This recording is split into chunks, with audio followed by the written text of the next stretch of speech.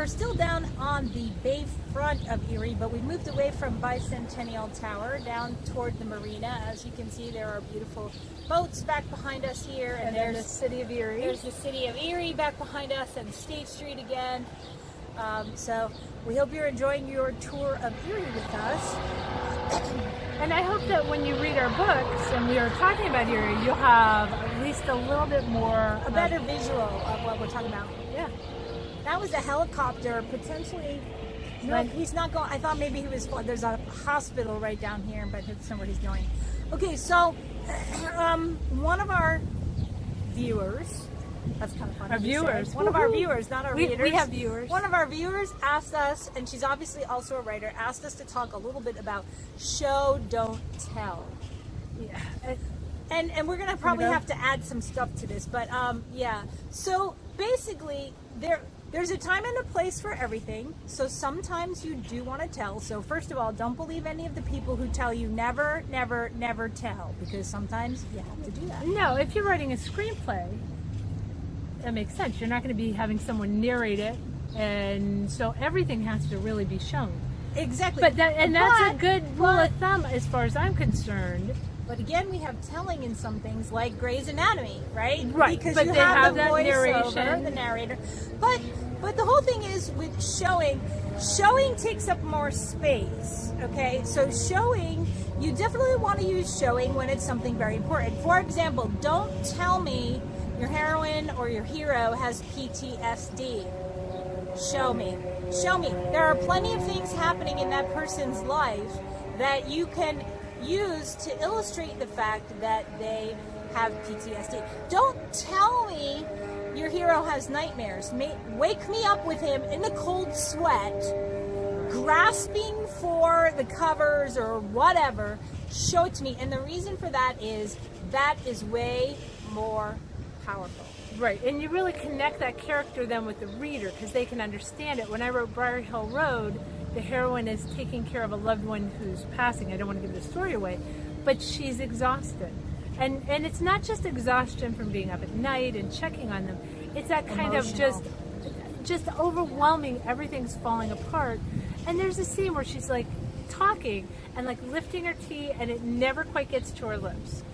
For me, I thought it was a powerful way to let you know without saying, gee, I'm exhausted. Right. To see that exhaustion take place. Right. Because generally speaking, most of the time, even to ourselves, we don't just go, wow, I am just, sometimes we do, I'm so tired. But we are moving slower. We are, we're behaving in different ways. If I get really, really tired, I'm gonna get snappy. I do. I don't get hangry. I get tired angry. So tangry. I don't know. New word. Tangry. I get tangry. I really do. That's when I have been known to throw minor temper tantrums around midnight if I'm exhausted and I want to go to bed and somebody's preventing me from doing that. I'm not subtle about that. If you're still talking to me at midnight, I am someone who will say, all right, I'm going to bed. Good luck. Yeah, but the time that I threw the temper tantrum, we were waiting for somebody else in our party, and we won't name names, but yeah, Susan actually ended up like banging an empty water bottle on the table. So there's a good example of show, okay? A person who's banging an empty water bottle on a table not happy. And going, I want to go back to the hotel, they're probably angry, and you probably don't have to say that because you're showing it with the behavior. So really, that's what it comes down to. Well, for me, and if you're finding yourself questioning whether you're doing that, again, going back to that idea of a screenplay, if that's how I would make it work in a screenplay, right? I've got a character. Visualize. How you're not going to hear her thoughts, right? How can you visually show another person? Right. The emotional state of that. Right. If someone's being a dork, you can't say, oh man, this person's a dork, because if you're polite, would never say that to them. You can roll your eyes. You can kind of just look someplace other than them. And what that shows is exasperation at the dorkiness. Right. So we don't have to say Holly's exasperated. Holly is showing exasperation. So right. A good book that I recommend highly is called Self-Editing for the Fiction Writer by Renee Brown and Dave King. best actual craft book on the word and paragraph and sentence level. Okay, it's not about craft on the big issues. It's about craft, how to write the right sentences, and it has a whole chapter on show versus tell, and it's really good. I recommend it to all writers. And sometimes I think that show versus tell can be fun. When I was younger, my mother said to me, I quote, "Every time I yell at you, you get that look on your face."